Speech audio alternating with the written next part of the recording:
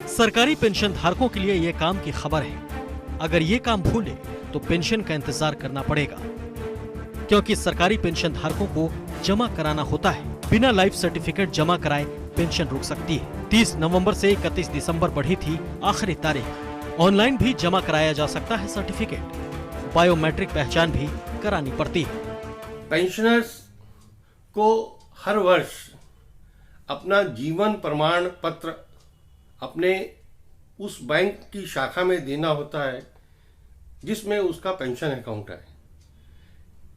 नवंबर 1 से लेकर और 31 दिसंबर तक लाइफ सर्टिफिकेट जमा करवाने की समय सीमा रहती है कि मैं जीवित हूं ऐसा प्रमाण पत्र अपने बैंक को देना होता है। अगर 31 दिसंबर तक कोई पेंशनर अपना लाइफ सर्टिफिकेट बैंक में नहीं देता तो उसके बाद उसकी पेंशन जो है वो बंद हो जाती है।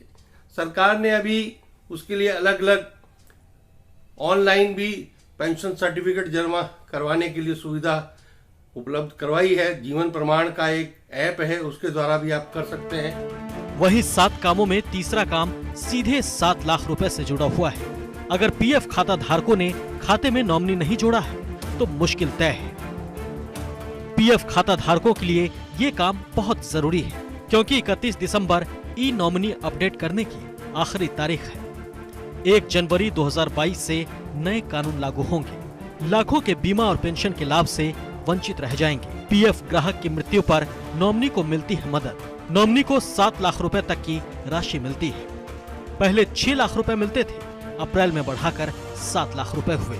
देखिए, जो प्रोविडेंट फंड ऑर्गेनाइजेशन है उसमें देखा गया कि जो लोग चले जाते हैं दुनिया से, जिनकी मृत्यु हो जाती है, उनके जो अकाउंट में पैसा पड़ा होता है उसको क्लेम करने वाले कई लोग आ जाते हैं। या उनके घर में कोई डिस्प्यूट है, उनके मान लीजिए भाई बहन है, माता पिता है, पति पत्नी है, और भी दूर के रिश्तेदार हैं, वो भी उसको क्लेम करते हैं। या ऐसा भी कई बार देखा गया है कि उस पैसे को क्लेम करने वाला कोई नहीं होता।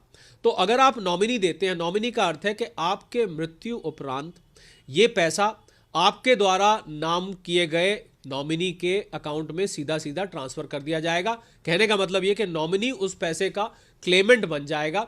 मतलब आपने एक तरह से समझिए, अगर मैं सरल भाषा में कहूं तो आपने एक तरह से नॉमिनी के नाम की उस पैसे के लिए विल लिख दी कि मेरे मृत्यु उपरांत अगर मुझे कुछ होता है तो ये पैसा इस अमुक व्यक्ति को दे दिया जाए। उसके लिए और कोई वेरिफिकेशन करने की जरूरत नहीं है। जैसे ही वो व्यक्ति अपना आइडेंटिटी प्रूफ देता है नॉमिनी का नाम के हिसाब से, वो पैसा उसको रिलीज कर दिया जाता है। तो मैं समझता हूँ मृत्यु उपरांत एक स्मूथ प्रक्रिया हो जाती है। जो वारिस होते हैं, जो लोग बाद में मान लीजिए कोई घर का हेड गया है, उसके बच्चे हैं, पत्नी है, तो उनके लिए इस पैसे को क्लेम करना, उस पैसे का इस्तेमाल करना आसान हो जाए। ये खबर करोड़ों काम करने वालों से जुड़ी थी, लेकिन चौथा काम भी उतना ही जरूरी है, वरना पीएफ खाता भी बंद हो सकता है। नौकरी पेशा लोगों के लिए ये जरूरी खबर है। सामाजिक सुरक्षा संहिता की धारा 142 के तहत पीएफ खाते को आधार से लिंक करना अनिवार्य है, क्योंकि आधार लिंक नहीं होगा तो मुश्किल बढ़ेगी। ईपीएफ खाते में मासिक योगदान जमा नहीं होगा। ईपीएफ खाते से पैसा नहीं निकाल पाएंगे। ऑनलाइन और ऑफलाइन लिंक कराने का विकल्प है। वेरिफिकेशन के बाद ईपीएफ अकाउंट से आधार जुड़ेगा। एम्प्लॉइज प्रोविडेंट फंड, लाखों सदस्य इस सेवा का लाभ उठा रहे हैं। कर्मचारियों का पीएफ कट के ईपीएफ के अंदर जमा होता है। कर्मचारियों के लिए, उन सदस्यों के लिए सुविधा देने के लिए ईपीएफओ ने ऑनलाइन पोर्टल बनाया है और उसमें कहा गया है कि आप, अभी तक ये कहा गया था कि अपना आधार आप नवंबर 30 तक उस यूनिफाइड अकाउंट नंबर के साथ लिंक करें, लेकिन उसकी डेट भी ईपीएफओ ने बढ़ाई है।